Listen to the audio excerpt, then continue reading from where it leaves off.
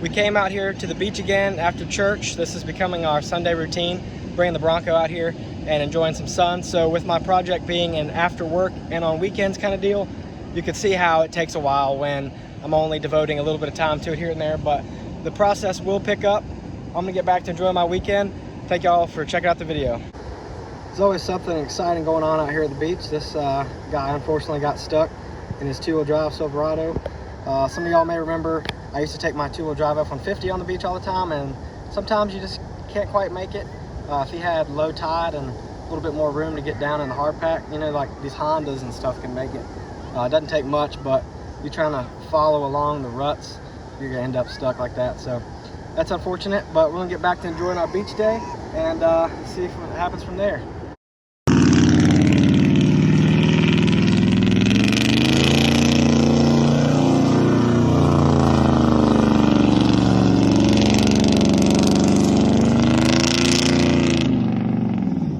And then after the beach, my buddy Jordan hit me up and said he wanted to do dinner. So shout out to him for driving an hour to come hang out with me and do some pizza.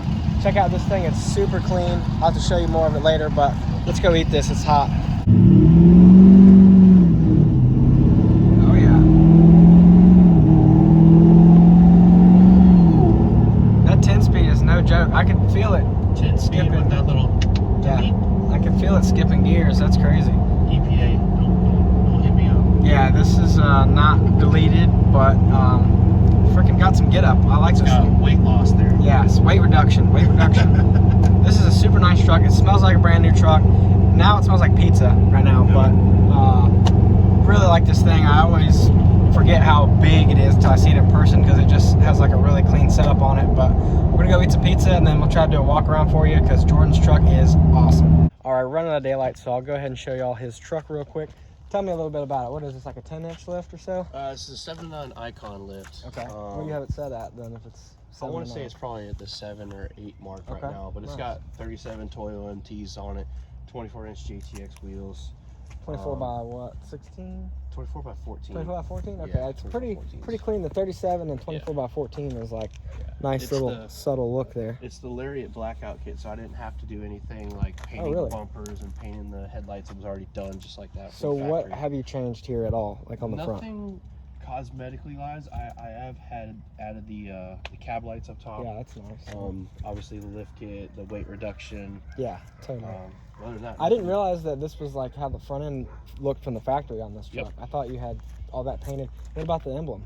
Nope, that's how it came from. Really? Factory. I didn't even know the blackout thing. Ultimate blackout edition Lariat. I didn't know that was even a thing. Yep, What year is it again? A 21? 21. 21? Okay, nice. Yep. Yeah, when did they start doing the 10-speed? Do you remember? 20? 20s. Yeah. Yeah, 2020? Okay, nice. 20s or 19s. What percent tint do you have on the windshield there? It's pretty dark. I want to say it's 35 on the front window and then 5 on the sides. That's what I had in my King Ranch a while back. That was a good time. Yeah. If y'all don't already follow him, Spontaneous Jordan, be sure to check that out. Also, Truck Fever.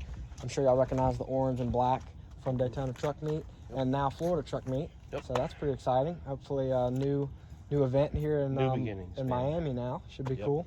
So I'm excited to check that out. Homestead Miami Speedway, June 10th through the 12th. Yeah, that'll be sweet. But yeah, this thing's awesome. You also have the crazy train horn and everything set up.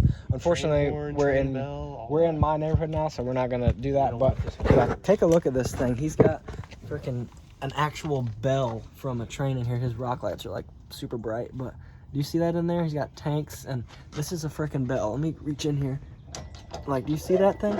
He's got a bell. I had no idea that was even a thing. To the side. Yeah, I didn't want to mess it up. Let's see if I can get in here. Oh my god, it's so loud already. I can tell that's like gonna be crazy. And then horns here. Is it horn blasters you went through for that? Nope, that was through some Facebook groups. That's a Nathan Airchime P3. Oh wow, okay. So we got some fancy stuff. And then big old drop hitch, the Gen Y. Gen Y. Yeah, I always want to say Jenny, but yeah, Gen Y, the genuine hitch thing.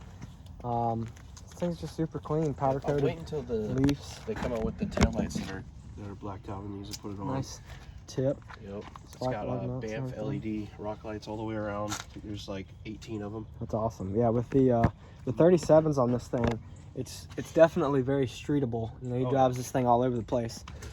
And see, it's got the. Oh, you want to unlock it? got the freaking, are these the Ford steps or amp steps? Yeah, the amp. Okay, so you got the amp steps. I had the amps on my truck as well. Loved them. Super clean, black leather in here. You know, he just been driving and everything, hanging out on the weekend, but keeps it pretty clean in here. Oh yeah, definitely. I got, oh, is this the signature hat? Oh yeah, this dude's always wearing the Truck Fever hat. That is too funny. Yeah, so that's what's inside old Jordan's truck. Freaking some clean black leather. Tobin's detailing always keeps me looking good. A little bit of pizza smell now, and big hat. Yeah, that's awesome. Yep, super clean. So these are already black, I'm assuming, too? I know, I don't want to touch anything. Yeah, I didn't have to paint anything so clean. outside. It came like this from the factory. Yeah, love it, man. It's awesome. Frame so clean. I'm not used to seeing stuff this new. I got all this rusty junk in the backyard. Super clean truck. Thank y'all for checking it out. We're gonna go eat this pizza now, but just want to share that with y'all. Thing is awesome, and I'm glad I get to ride in it sometimes. What's up, Grappler fans? Last week in my truck vlog, I showed y'all how I built a driveway and a gate to get into my new backyard, and I'm putting in a metal building to finish the 6.7 Power Stroke swap. I didn't show anything about the project because it's just been sitting over here for months, waiting for me to get back to it, but a lot of people were asking about it, so still have it. That's still the plan. This 1967 Rust Bucket here is getting a 2016 6.7 Power Stroke chassis.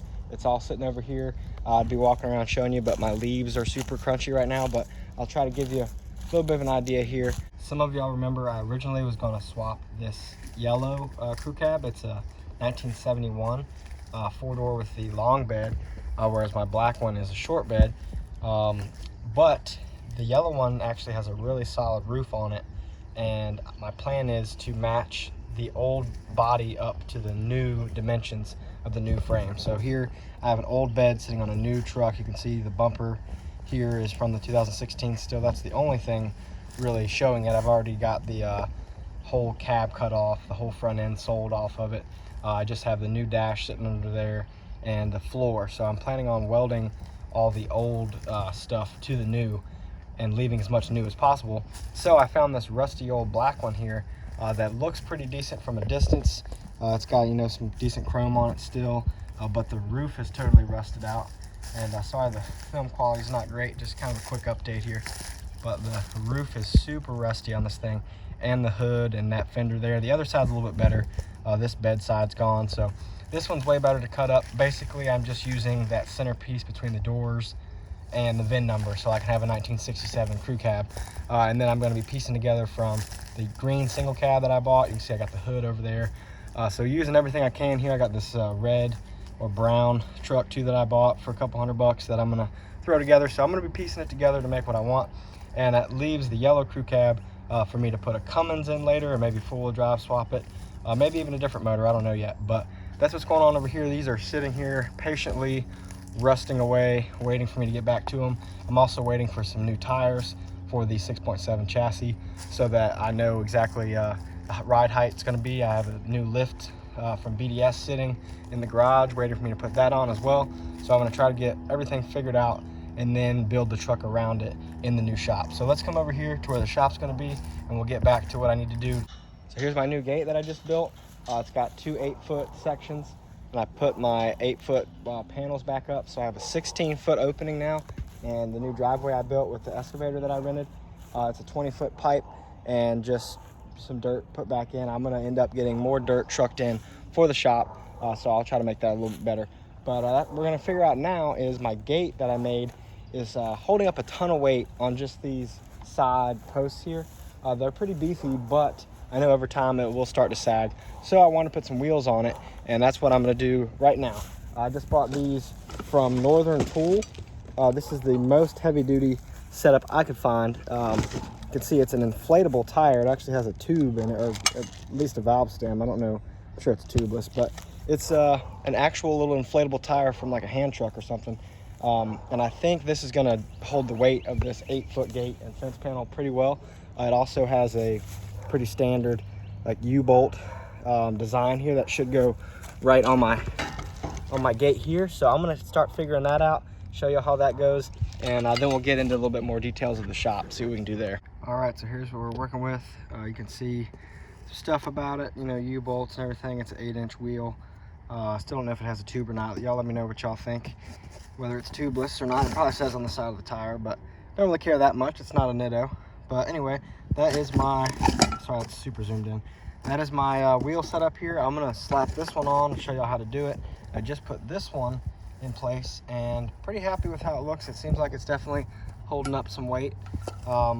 It may be a little bit too wide though. It seems like it's kind of sticking out to the point where it may hit this other one. But you can see the action on that thing. Smooth operator.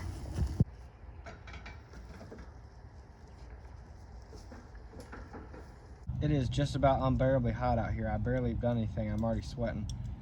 But we're gonna get this thing on here. Pretty excited about it. I've kind of been stressed out about how this thing's just out here hanging and all the weight's on that one pole right there. So this ought to do the trick. See if I can get her on here.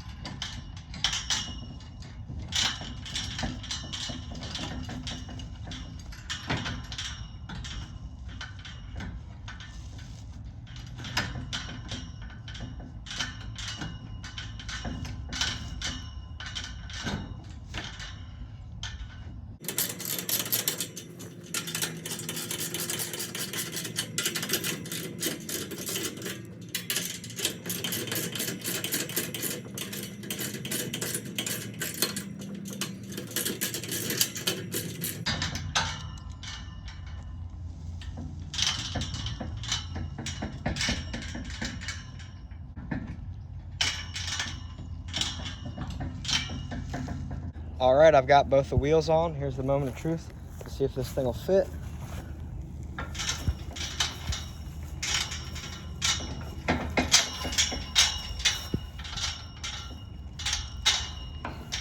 All right, so it's tight, but it looks like they do both fit there. I think that was a pretty solid solution to my gate here with it being so heavy. Those were 40 bucks a piece, and I said it was from Northern Tool. I've never been there before. I don't know if anybody else has an opinion on Northern Tool, but it's kind of like a Harbor Freight or a Tractor Supply or something. So let me know where y'all's go-to places for tools. I've kind of tried them all. Don't really have a preference yet, but it kind of depends on what I need. Sometimes some places have different things than others. Like I got the culvert from a Ace Hardware, which only one of the Ace Hardwares in the area carried that kind of stuff. So anyway, as y'all can tell, it's much later in the day. I got pulled in to help my wife with dinner and the baby. Getting the baby a bath and ready for bed. So it's about dark now, and my wife is actually doing some yard work now that she's asleep. I got the baby monitor right here, so I'm on baby monitor duty, but my wife needs some help moving some stuff around the yard. She wants me to use the four-wheeler. I haven't used this thing in a long time, and some of y'all remember I took this thing mudding and completely sunk it like 5 times. CBT coming through. Country girls, yeah, gon' do your dance.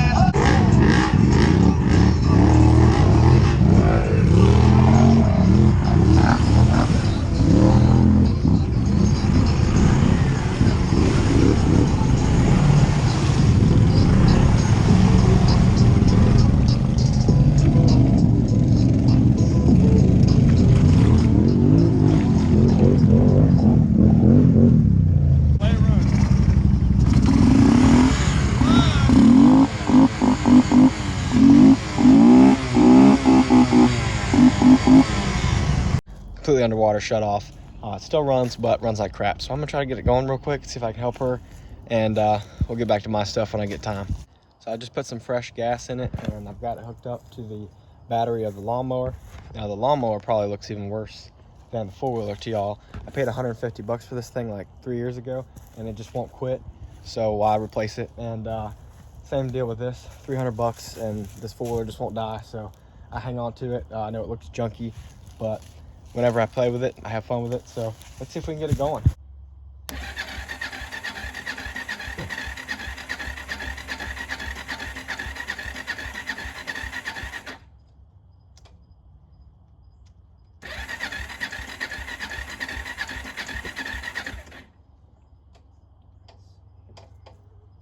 I don't think I'm getting any spark, or at least my plug is fouled, which is pretty common on this thing. So I'm gonna pull the plug and see if I can clean it up real quick.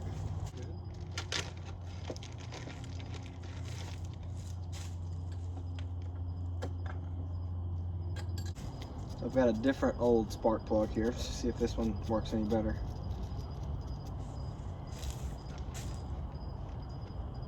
The guy I bought this thing from was a co-worker, and he bought it new in 03 or whatever year it is, and never changed the oil for 15 years.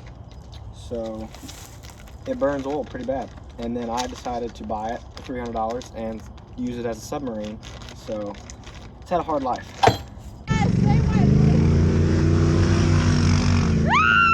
I knew it was gonna flip it. Back up, keep going, keep going. Woo!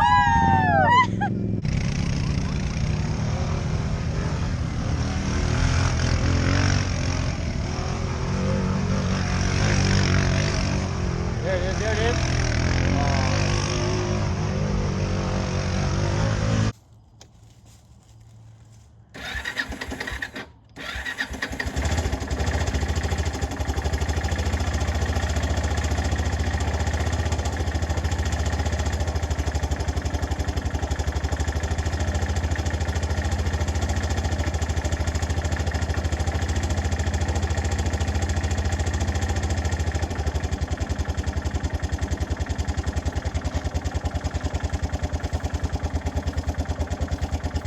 So that's my junky little four-wheeler. She still runs. Some of y'all may have seen that thing in the channel before. I'll show you a little clip of how hard I beat this thing.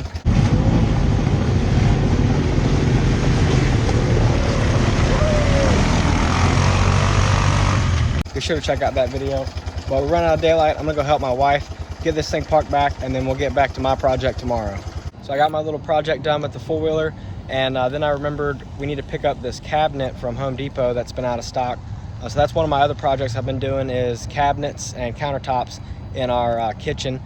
So definitely want to throw out there, you know, if you're gonna own a bunch of junky trucks or nice expensive trucks, either way, make sure you can pay cash for them and you can keep your wife happy. So for me, that means devoting a lot of time to getting the house like she wants it. And that's a big part of what takes me so long to get my project done, is, you know, I definitely have to make time for her and the baby and put them first, you know. So y'all just bear with me. I'll keep trying to give y'all a little bit more insight onto my daily life, because a lot of y'all are wondering what's taking so long. In case anybody was curious, this is what I use to secure my fence panel to my gate. It's a 2-inch two-hole strap in the electrical aisle, usually used to hold like PVC pipes to run wire through or something in place, but you can see there that gets the job done. So I just need to pick up 4 more of these. So 2 of these 2-packs ought to do it, and then I can secure the top half of my gate so it doesn't end up sagging over time or blowing in the wind. I need to get a couple other things. I got this outlet thing here because there's currently a hole in the wall where an electrical outlet should be above the stove, which is where this cabinet's going, and I'm gonna get my microwave mounted up to the cabinet so it'll be over the stove. So excited about that. See if I can get that done tonight. Well guys, I got that little cabinet in. It's the one right above the stove there, and as y'all can see, there's still a couple holes. Someone decided for the range hood thing, the little fan, to just poke a hole in the wall and wire it that way. So I ended up putting a normal outlet up top there, so my microwave's gonna be ran through there. So I gotta patch that, put the microwave in. But after totally cutting the hole for the outlet and getting it all installed, measured out and everything perfectly, I realized this thing's been like scratched, repainted, and returned at some point. We got it straight off the Home Depot like website. I don't know if you'll be able to see it or not, but there's some straight up like paintbrush marks on it. So they're totally out of stock, and they were when we got this one too. It took a while to get it. Not really sure what we're gonna do about it, but it definitely looks bad, and as much money as we spent on countertops and everything and making the kitchen look good really sucks. So that's gonna take some more time. Also, this is the countertops we went with. If anybody cares, I never cared about any of this stuff until I got a little older and started buying houses. So this is the second house that we bought. A lot of work doing projects, but especially buying a house in this market. If you want to get a good deal, you might need some projects. So with that, wanted to throw this video together for y'all. I'm trying to get videos out every Tuesday if I'm able to. I'll just kind of keep y'all going because I'm always doing something. Like just today, I got a new set of tires in the garage, and I'll be showing y'all that in the next video. So there's always something going on, whether it's a truck, four-wheeler, buying something, or having a good time at the beach. So thank y'all so much, and be sure to check out Grappaholics on Instagram.